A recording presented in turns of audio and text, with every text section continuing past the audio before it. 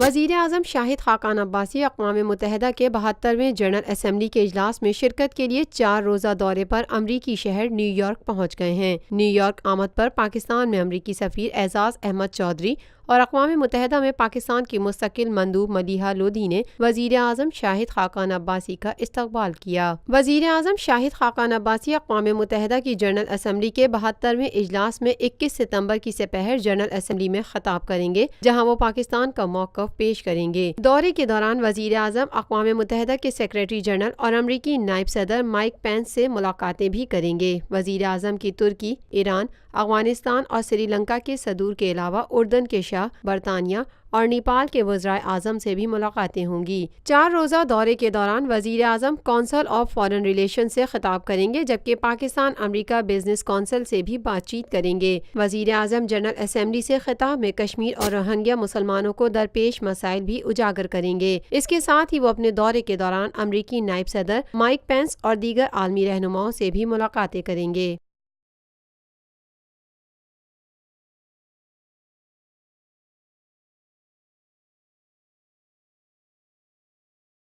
Lotus Lake Towers, a groundbreaking endeavor by Lotus Properties.